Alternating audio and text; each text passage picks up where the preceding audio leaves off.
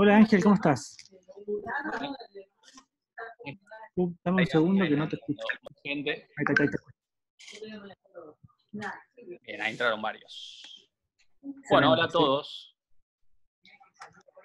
No me pueden hablar porque por ahora están deshabilitados los micrófonos, pero pueden escribir en el chat. Bien, veo que están escribiendo. Bueno, hola a todos. Raro, ¿no? Tendríamos que estar por ahí en el laboratorio 4 ahora, pero bueno, es lo que tocó, ¿sí? Así que vamos a estar usando esta herramienta para dar la clase de laboratorio 2, ¿sí?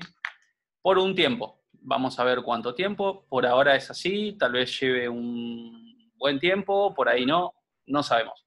Yo me llamo Ángel Simón, eh, creo que no me conoce casi nadie porque empiezo en esta materia a la noche este cuatrimestre. Ustedes cursaron el cuatrimestre anterior con Fernando Carawi, así que voy a seguir el trabajo que estaba haciendo Fernando con el lenguaje 6 C++. ¿Bien? Soy docente también en la materia Laboratorio 1 a la mañana y ahora a la noche, ya que no va a estar más Fernando, y en la materia Laboratorio 3 a la noche, y también en una materia de Ingeniería Mecánica de Informática. Y me acompaña Brian Lara, Buenas. ahí está saludando, que se presenta él, no hace falta que... Me presento. Bueno, soy Brian Lara, soy licenciado en Sistemas. Soy docente en el introductorio a la mañana y en programación 1 a la mañana también. Y también estoy ahí como ayudante en la materia de fundamentos de informática en la ingeniería. Exactamente, en la misma materia estamos todos juntos, todos amigos. Sí, estamos todos juntos. Bueno, ahí... Bueno, yo soy desarrollador por si no me conoces, yo soy desarrollador de software, freelance, trabajo de, desarrollando aplicaciones móviles normalmente, aplicaciones web, así que en esta cursada voy a estar acá ayudando a Ángel en la materia y aportando todo lo que pueda aportar. Sí, ya con Brian, bueno, a Brian lo conozco porque, bueno, Brian fue alumno mío, Brian hizo esta carrera. ¿Cuándo lo habrá hecho Brian? En el 2000, no importa. No Fue en el importa. 2010 más o menos, así que... Bueno, yo también hice esta carrera, así que sepan que los dos docentes que estamos acá, los dos hicimos esta carrera, alguna vez estuvimos de ese lado, ¿sí? No con Zoom, porque creo que no existía Zoom en ese momento, pero No, en la facultad cursando esta materia y bueno, todas estuvimos. Bueno, vamos a arrancar, que ya saben que esto tiene 40 minutos porque tenemos la licencia gratuita, entonces en 40 minutos se corta y lo que voy a estar haciendo es, cuando se corte, porque se va a cortar en algún momento, en el chat y en el campus virtual, si no está caído, voy a linkear otro acceso a una nueva conversación, ¿bien? Así que estén atentos acá en el campus virtual y al chat de esta herramienta. Y después por ahí, no sé si se puede usar el mismo link porque genera uno nuevo. Me parece que no va a usar el mismo link. ¿no se puede hacer con el link personal ese que te había Esta vez dicho? no ¿O lo usé el querés link hacer? personal. ¿Eh? No usé el link personal esta vez, usé uno en... Ok. Así que No, les paso... Sí, sé que se puede usar el mismo link, pero si se usa el personal, y justo para esta conversación generé uno, así que no va a servir más ese. Pero les voy a postear otro cuando se esté por cortar, porque la herramienta me avisa cuando se está por cortar, así que 5 minutos antes genero uno nuevo y lo pongo acá. Bueno, les voy a compartir mi pantalla, les voy a compartir, ya les digo, esperen que no lo encuentro porque no lo abrí, denme un segundito.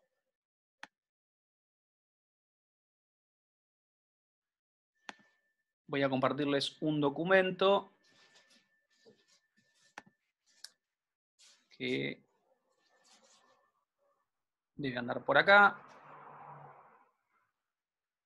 Bueno, tengo 10 millones de documentos. Lo voy a descargar ahora desde la web. Denme un segundo.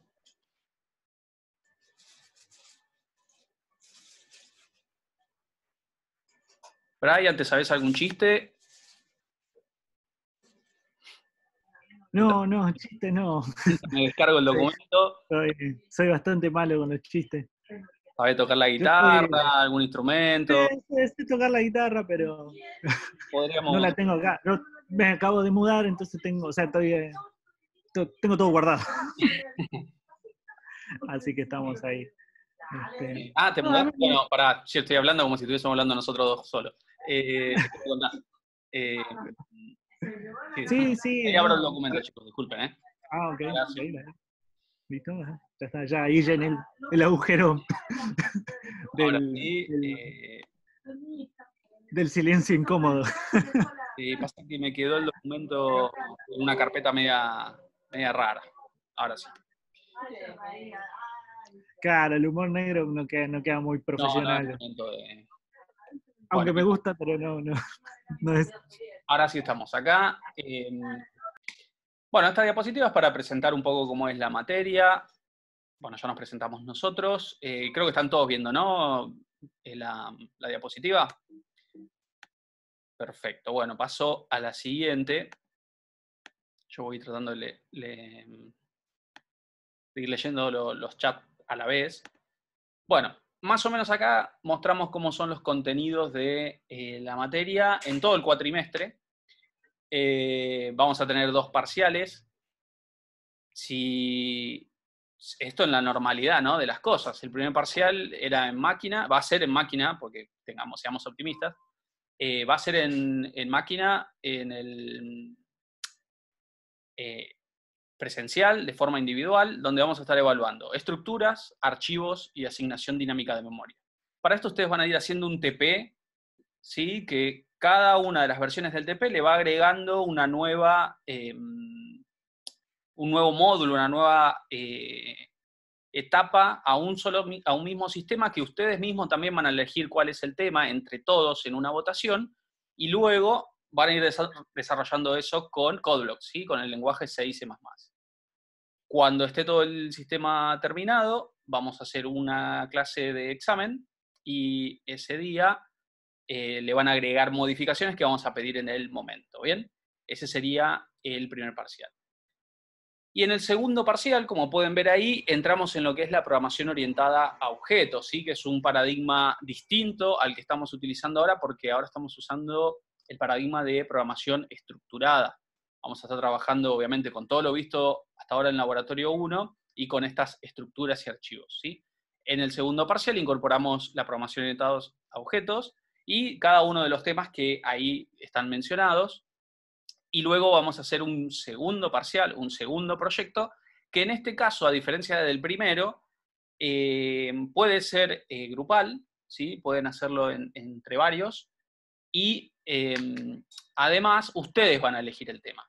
Así que el tema que van a elegir puede ser un sistema de gestión para algún negocio, empresa o lo que ustedes quieran resolver, o puede ser un juego también, si lo desean. Muchos de sus compañeros en cuatrimestres anteriores han hecho juegos y la verdad que muy buenos. Y bueno, Brian ahí tiene mucho conocimiento, él ha hecho juegos en C++ y en otros lenguajes de programación, así que les va a poder dar una mano enorme ahí para desarrollar juegos, ¿sí? Y ese sería el segundo parcial.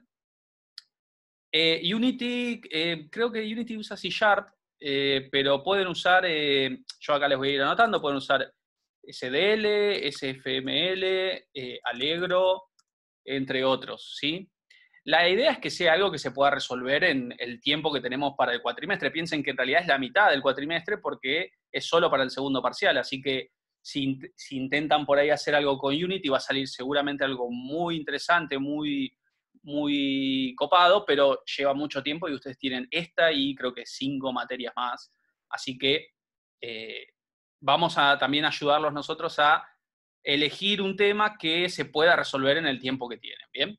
Después ustedes son libres de hacer todo lo que deseen, pero nosotros vamos a tratar de ponerlos un poco los pies en el piso y decirle, bueno, hasta acá estaría bueno para el laboratorio 2 y después tenés toda tu vida para terminar todo lo que querías hacer, pero si querés hacer algo muy grande, por ahí después no te alcanza el tiempo. Piensen que la parte de juegos van a tener que investigar bastante por su cuenta, ¿sí? Así que está bueno, pero bueno, tengan en cuenta eso.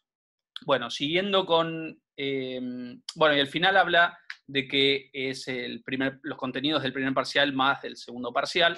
Básicamente el final es mucho más del segundo parcial que del primero, ¿sí? En el final presentan el desarrollo que hayan hecho en el segundo parcial y lo defienden, ¿sí? Van a tener que o hacerle una modificación o explicar con sus palabras algunos conceptos teóricos, y ahí estaría lo que sería el final, ¿bien?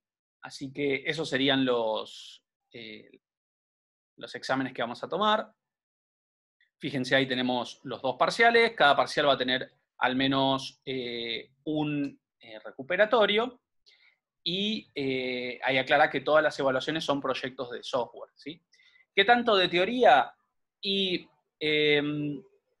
o sea, vos venís con un programa completamente terminado, muy interesante, muy funcional, te hago una consulta acerca de una clase o una función o una parte del programa, y uno tiene que saber responder cómo va a funcionar el programa o qué es lo que hace. Si usaron algún concepto de los que vimos ahí arriba, tienen que saber de qué se tratan. Por ejemplo, si yo le pregunto a qué equivale o qué significa la herencia en programación orientada a objetos, tienen que saber más o menos con sus palabras explicar en qué consiste. O bien, si yo les pregunto, ¿usaste herencia en alguna parte de tu programa? Mostrame. Tendrían que, si lo usaron, mostrar, y si no, poder hacer un ejemplo, ¿bien? Básicamente, por ese lado viene la parte teórica. Pero no pretendemos que memoricen conceptos ni nada. Con lo que ustedes vieron en la cursada y sus palabras va a ser suficiente para poder rendir, ¿sí? Bueno, software que vamos a estar utilizando, acá lo pueden ver, C++, ¿sí? El lenguaje C y C++, eso va a seguir utilizándose este cuatrimestre, y luego vamos a estar utilizando CodeBlocks, o pueden, si quieren, usar Visual Studio Code. Se puede configurar para que compile C++, ¿sí? Pero con el CodeBlocks estamos. También pueden usar Dev C++, que es otro IDE, si lo quieren utilizar. Pero yo les diría que si pueden usar CodeBlocks, mejor. Si tienen máquinas con Windows o con Linux, CodeBlocks anda muy bien. Pueden crear el proyecto de software ahí y no haber ningún problema. Si tienen una Mac, pueden hacer una máquina virtual y correr Windows o Linux y adentro CodeBlocks. Y si no tienen la posibilidad de crear una máquina virtual, ahí es donde se tienen que meter un poco con usar el Visual Studio Code, y bueno, ahí van a tener que configurarlo para que compile y pueda ejecutar, ¿bien? Y luego a la derecha pueden ver que hay una herramienta que se llama GitHub, ¿bien? Eso no es obligatorio que lo utilicen. Básicamente lo vamos a utilizar nosotros, Brian y yo, para subir los ejemplos de código que vayamos viendo clase a clase. Lo vamos a subir en un repositorio que, si no me equivoco, en el campus virtual ya está visible para acceder. Ahora está vacío. En Mac pueden usar Xcode, sí, si tienen 15 GB más o menos para descargarlo, se puede usar. Está bueno Xcode, pero es pesadito, ¿sí? Ahí Brian me apuntaba qué software pueden usar en Mac. Les decía con respecto a GitHub, es una herramienta donde vamos a ir subiendo los proyectos, los códigos que veamos, y ustedes ahí van a poder descargarlos desde la web, o si se interiorizan un poco con esta herramienta, van a poder clonarlo, y cada vez que ejecuten un botoncito o un comando en la consola, va a ir descargando los cambios que haya, ¿sí?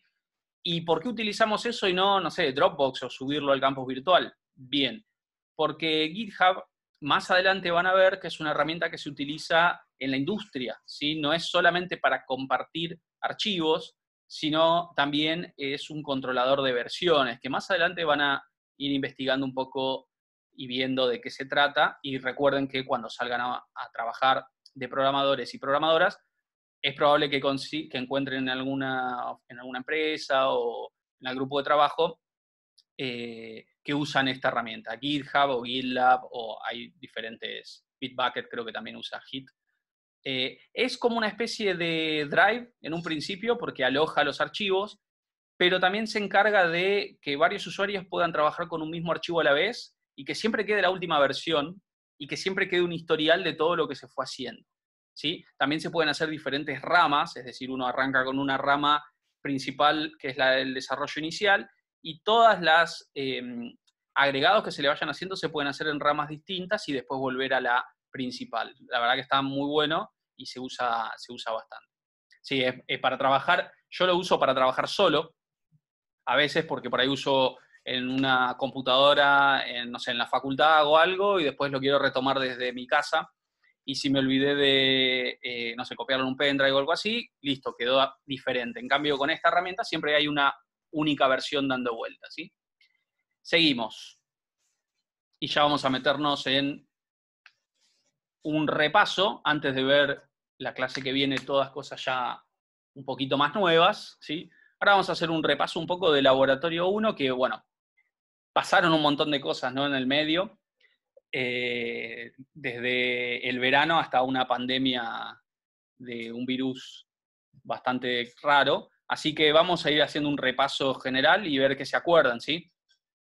Vamos a clasificar variables, ¿sí? Vamos a tratar de clasificar. Primero, a ver quién en el chat me escribe qué entiende por variable o cómo podemos definir a una variable, ¿sí? ¿Qué es una variable? Los leo ahí en el chat. Un espacio de memoria reservado. Muy bien, un espacio de memoria reservado. Perfecto. Eso está bien, Nico. Es un espacio de memoria reservado, pero también una constante es un espacio de memoria reservado, ¿eh? Así que todavía no me... Un espacio de memoria donde se almacena algún dato. Está bien también, pero una constante podría definirlo así, porque una constante es un espacio de memoria donde se almacena algún dato.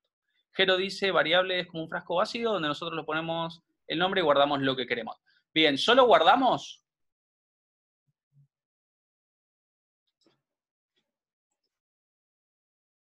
Es verdad, bueno, la variable, a diferencia de la constante, nos permite hacer que yo pueda guardar algo, ¿sí?, y modificarlo las veces que lo necesite, ¿sí? Y no solamente podemos guardar, sino también después podemos acceder a ese contenido y mostrarlo, asignarlo a otra variable, utilizarlo para alguna expresión matemática, ¿sí?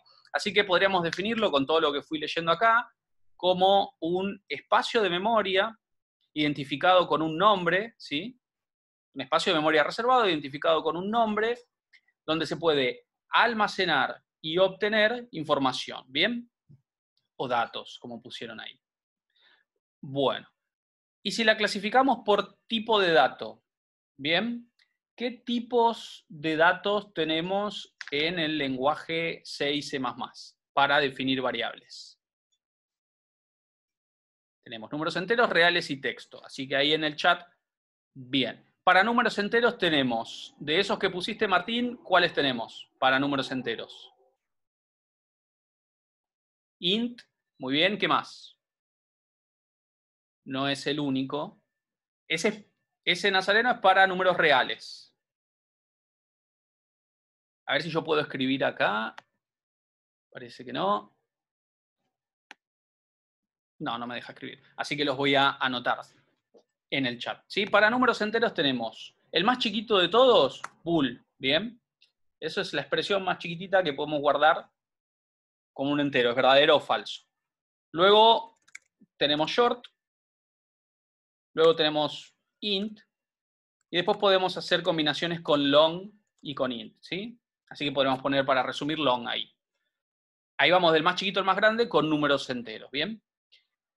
Para números reales, creo que los habían anotado por ahí, tenemos float, esto es para números reales, tenemos float y tenemos double, ¿bien? Con float estamos más que bien para representar todo lo que queramos representar con valores con coma, ¿sí? Y para texto, ¿qué tenemos para representar texto? Double es para guardar números con coma, pero con mayor cantidad de bytes, ¿sí? Va a poder almacenar más cantidad de bytes. Tenemos char, ¿sí?, que es para guardar un carácter. Podemos crear vectores de char para poder guardar más de un carácter, o sea, palabras o frases. Y luego, más adelante, van a poder hacer uso de un tipo de dato que se llama string, que bueno, justo ahí Hernán lo escribió, string, que también ya es un objeto, ¿sí? Ya nos metemos en la programación orientada a objetos, porque es de C++, sí. No, sí, en C++ sí hay de forma nativa, en C no hay en forma nativa el tipo dato string, ¿bien? Yo lo que estoy hablando lo estoy grabando, así que si no hay ningún inconveniente, lo subo a YouTube después, ¿bien? Bueno, con la parte de tipo dato se acuerdan todo perfectamente, así que ahí tenemos un tilde, pasamos a clasificarla por dimensión a las variables. A ver, y sin mostrarles la diapositiva para no spoilearles el resultado, por dimensión, ¿qué les parece? Eso que dijiste, Martín, viene dentro de un rato. Pero por dimensión, yo puedo generarlas de diferentes dimensiones a las variables. ¿Cuál es la dimensión más chiquita que puedo generar? Que es las primeras variables que crearon. ¿Cómo las podemos llamar? No, antes que vectores. Antes que vectores yo puedo crear una variable simple, ¿sí? O escalar, ¿sí? Escalar se la suele conocer, o unidimensional, ¿sí? Entonces ahí podemos tener un entero, un carácter, un float con, no sé, con un precio o una variable booleana, ¿sí? Solo almacena de a uno a la vez. Después yo le puedo ir cambiando todas las veces que quiera el valor, pero de a uno a la vez. Luego vienen los vectores. Los vectores, ¿sí? O los arrays, a mí me permiten en una sola variable guardar varios contenidos a la vez, ¿sí? Varios elementos a la vez.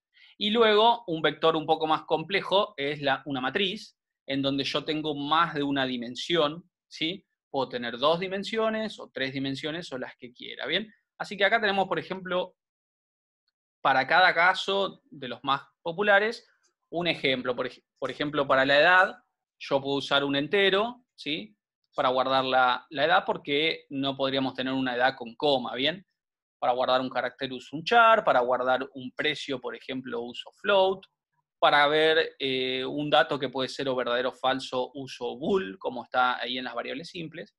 Y después fíjense que tenemos vectores para almacenar en una misma variable varios elementos a la vez. Por ejemplo, el vector de enteros que tenemos ahí almacena 50 cantidades, por ejemplo, ¿sí?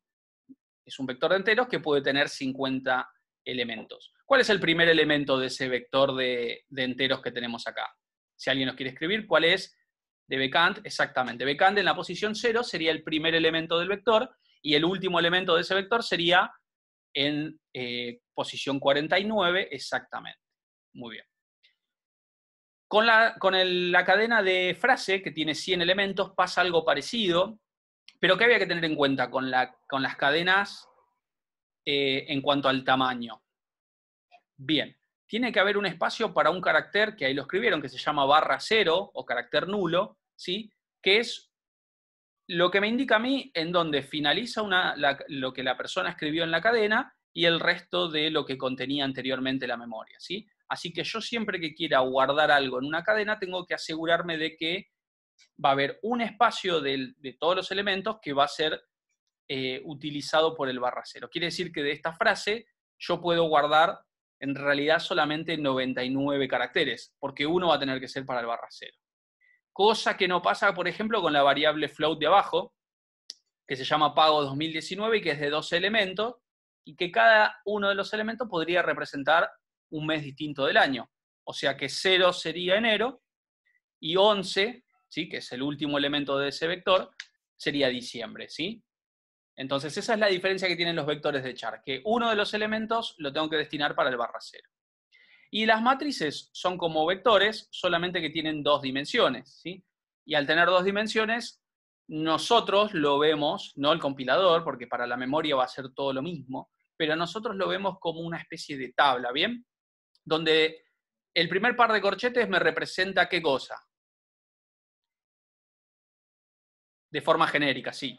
Las filas. El primer par de corchetes me representa las filas y el segundo par de corchetes me representa las columnas. Después, yo elijo si quiero representar X valor en las filas y el otro valor en las columnas, ¿sí? Si yo quiero representar, por ejemplo, hay un ejemplo en el campo virtual que estuvieron preguntando que era... no, el ejemplo lo había dado yo, que había puesto que había una dimensión que representaba ciudades, otra que representaba días. Bueno, yo puedo representar las ciudades en las filas o en las columnas según mi conveniencia, ¿sí? Lo único que después tengo que respetar eso durante todo el durante todo el programa, porque si no, no va a funcionar. Bien, ya entonces las pudimos clasificar también por dimensión a las variables, ¿sí? Pasemos a por alcance, ¿bien? Que era el otro tipo de clasificación. Y por alcance, ¿cómo las podemos clasificar? ¿Qué me dicen? Creo que había alguien que lo había puesto correctamente hace un rato. Sí, privadas lo vamos a ver un poco más adelante, ese tipo de característica, pero globales y locales sí. Tenemos esos dos alcances, ¿sí? Tenemos el alcance global, y ahí hay un ejemplo. Fíjense cómo tenemos exactamente, según su ámbito, como aporta Alejandro, es muy correcto lo que dice. Ahí estamos declarando la variable número arriba de main, ¿sí? Quiere decir que esto va a seguir existiendo, por así decirlo, esa variable número va a seguir existiendo en todo el ámbito del programa. ¿Bien? Entonces, fíjense cómo yo en main puedo usar la variable número y asignarle 5 sin haberla declarado. ¿Por qué? Porque existe a nivel global. Y dentro de la función, mi función, también puedo asignarle a esa variable número el valor de 10 y lo va a modificar. ¿Bien? Ese es el alcance global. Y como pueden ver al costadito, no está bueno usar esto. ¿Sí? En algunos casos se puede usar, pero no es una buena práctica, ¿sí? No es una buena práctica hacer una variable global por muchas razones. Una es porque yo, adentro de la variable main o adentro de la función, mi función, tranquilamente podría haber decidido declarar una variable que se llame número, ¿sí? Entonces después tendría dos variables que se llame número. Una que es global y otra que es local, lo cual hace que todo sea un caos para entender cuál es cuál, ¿sí? Ese es uno de los problemas. Y el otro problema es, imagínense que yo necesito para resolver un programa en total 500 variables. Bien, no porque es algo válido tener dos variables que se llaman igual en distinto alcance, ¿sí? No es un problema para el compilador, es un problema del programador que lo hizo de esa manera, ¿sí? Entonces, imagínense que en total yo en un programa necesito 500 variables. Algunas de main, otras de una función, otras de otra función. Entonces, ¿qué pasa cuando una función termina? ¿Qué pasa con las variables de esa función?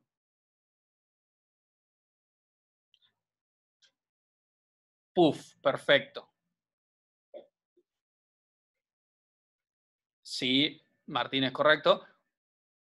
Para características de entorno está bien. Y la pregunta que yo había dicho, ¿qué pasaba cuando las variables locales de una función, qué pasa cuando la función termina? Desaparecen. ¿Pero qué es que desaparecen? Se libera ese espacio. Quiere decir que mi programa empieza a usar menos memoria.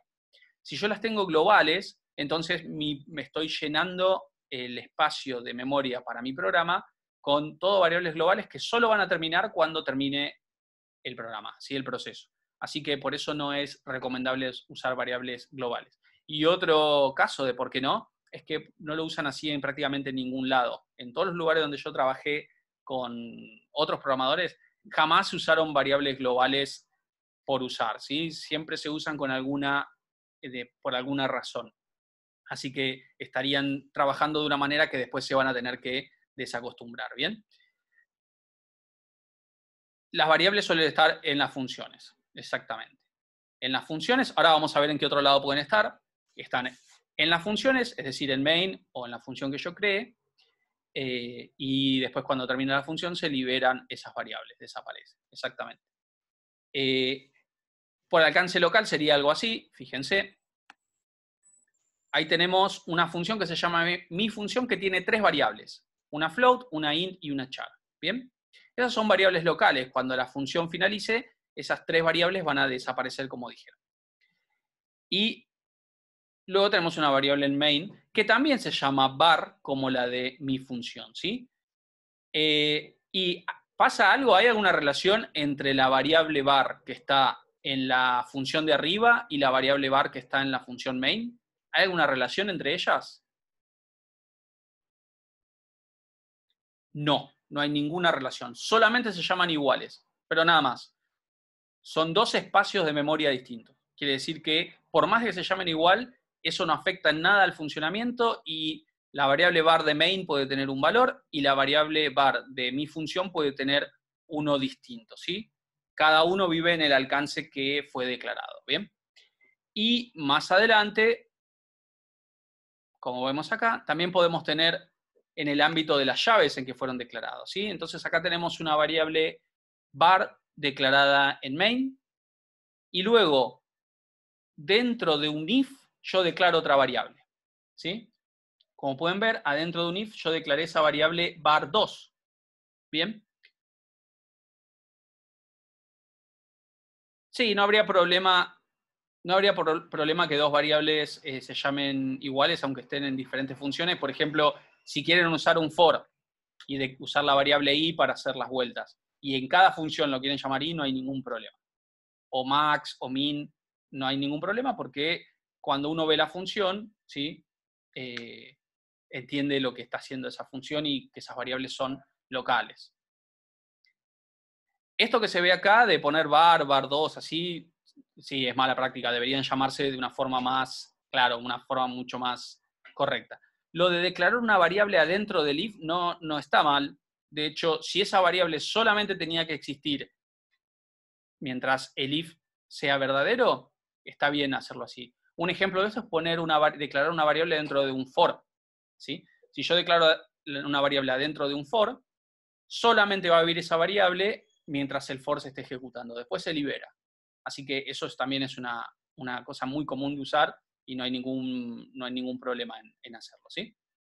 Así que esto sería el otro alcance, la otra clasificación de variables, que es por alcance, ¿sí? Habíamos visto por tipo, que es lo que pueden guardar, por dimensión, que es cuánto pueden guardar. Una variable simple puede guardar de uno a la vez, y en cambio los arrays pueden guardar varios a la vez. Y luego por alcance, que es donde se declaran, ¿sí? Si se declara en un for, se crea la variable en todas las iteraciones. Depende en qué parte. Si lo declarás entre los paréntesis, no. Pero por cada vuelta se liberaría y se volvería a crear. Así que no es ningún problema en ese sentido. Como puso Jero, ahí se crea una sola vez cuando empieza el for y luego finaliza. Cuando finaliza el for, desaparece la variable i. Y la puedo usar más adelante. Eso es lo bueno que tiene, ¿sí? Pasemos a las estructuras de programación, ¿sí? Esto lo vamos a pasar rapidito porque me imagino que las conocen a todas las estructuras. Si alguno tiene alguna duda en particular con alguna de ellas, lo vemos. Pero tenemos la secuencial, la de decisión y la de repetición, ¿sí? La secuencial no hay mucho que decir, es la primera que conocieron, que es que cada instrucción se ejecuta de la primera a la última, ¿sí? Una sola vez. Esa es la estructura de secuencia, ¿sí? La estructura de decisión es cuando yo puedo poner una pregunta y el código se va a ejecutar dependiendo de lo que responda o lo que contenga la proposición lógica, ¿sí? Ahí tenemos la decisión simple y la decisión múltiple. Y la estructura de repetición, bueno, como su nombre lo indica, son los ciclos. El ciclo exacto y el ciclo inexacto. Así que les muestro un ejemplo. Recuerden que esto después lo subo, así que no se preocupen. Esta es la estructura de decisión, de la decisión simple y de la decisión múltiple. Bien. La decisión múltiple era con el switch. La variable, ¿sí? que controla el switch o con la que yo utilizo el switch puede ser solamente entera o char en este lenguaje, ¿sí? No puedo poner ahí un float y tampoco puedo poner una cadena de caracteres ahí. ¿Bien? Y después tengo que definir cada caso y lo que hace cada caso y un break para terminar los casos. Y eventualmente puedo tener un caso que se llama default, que es lo que quiero que se ejecuta por defecto si ninguno de los casos, si la variable no valía ninguno de los casos que estaban previamente, ¿sí? Ese sería el caso por defecto. Y en cambio la decisión simple, yo tengo un if con una condición, o varias. Si uso varias, uso los operadores lógicos, ¿sí? Los operadores lógicos son and, or y not. Hay otros, pero esos son los más utilizados, ¿sí? Y si la condición no se evalúa como verdadera, puedo tener un lado falso y se ejecutaría lo que está en el lado falso, ¿sí? Después tenemos, más adelante, estructuras de repetición. Las estructuras de repetición, acá podemos ver, tenemos el ciclo exacto. El ciclo exacto lo controlo yo con una variable. Tengo una inicialización, donde pongo el valor inicial al iniciar el for. Una comparación, que si esa comparación da como resultado falso, el ciclo for termina. Y luego un incremento o decremento, como vemos abajo, que es de cuánto en cuánto va a aumentar o disminuir por vuelta. ¿Bien? Adentro de las llaves del for, yo escribo el código que quiero que se repita las veces que yo haya definido. ¿Bien? ¿Dudas hasta acá? Sí, se puede poner un break adentro de un for o un while, no habría problema. Por ahí es un poco más difícil de ver, porque si uno no encuentra el break, no sabe por qué ese for está terminando, pero no habría problema. El while es otra estructura cíclica, pero inexacta. El break lo que haría es finalizar el for, o el while, lo que sea. Hace que finalice el ciclo donde está. ¿Sí? Es como una especie de return, porque el return finaliza una función, pero solamente finaliza el ciclo. Así como el break en el switch finaliza el switch, el break en el for o en el while finaliza la estructura cíclica. Bien, si quieren pueden probarlo. Les decía que el while tiene una condición, mientras que la condición sea verdadera, el while va a seguir funcionando. Cuando la condición sea falsa, el while termina y sigue luego de la llave, ¿sí? Y luego tenemos una estructura de while alternativa, que es el do while, que lo que hace es asegura que por lo menos una vez se va a ejecutar, porque como pueden ver, la condición está abajo. Después la lógica es la misma. Si la condición es verdadera, repite. Si la condición es falsa, finaliza, ¿sí? Y con los whiles, obviamente hay que tener cuidado, porque ¿qué puede pasar con un while y la condición? ¿Qué les habrá pasado? Exactamente.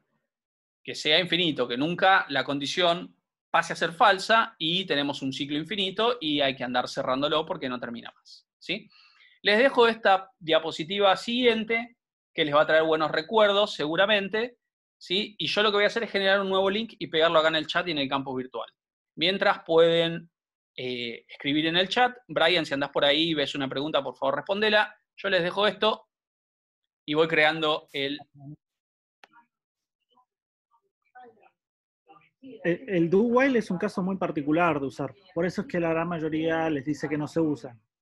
Porque al dar una vuelta, siempre, el while va a dar una vuelta siempre y después puede terminar o no. El while solamente, el while simple, va a dar, puede dar ninguna vuelta o la cantidad que ustedes le hayan definido al momento que se corte.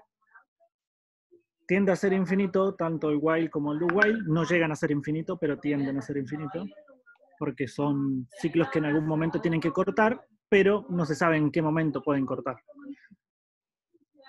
O sea, cuántas vueltas van a llegar a dar. Pero bueno, el do while siempre va a dar una vuelta y el while no. No llegará a dar ninguna vuelta. Esa es la diferencia. El while solo puede no entrar nunca, el do while asegura una vez va a entrar, ¿sí? Y podemos decir también que todo lo que se hace con un while se puede hacer con un do while y viceversa, ¿sí? Si se dan maña, lo pueden hacer. Les pego acá ejemplo, el nuevo link. Un ejemplo donde se utiliza mucho el do while son con menús. Cuando vos tenés que mostrar un menú y esperar una respuesta del usuario, se suele usar un do while porque siempre se va a mostrar una vez el menú para él poder salir o hacer lo que tenga que hacer. Entonces es un ejemplo. Copio acá rápido, traten de guardarlo. ¿Sí? Lo voy a poner en el campus virtual también porque nos queda ya menos de un minuto. Seguimos, ¿sí? Seguimos con punteros que veo que les gusta. Y después vamos a dar una actividad, también vamos a cortar y la idea es que se pongan a laburar un ratito y después la resolvemos, ¿sí? Con el CodeBlocks. Yo esto lo voy pegando en el campo virtual, si funciona, que sí, porque se estuvo portando bastante bien hoy, me parece.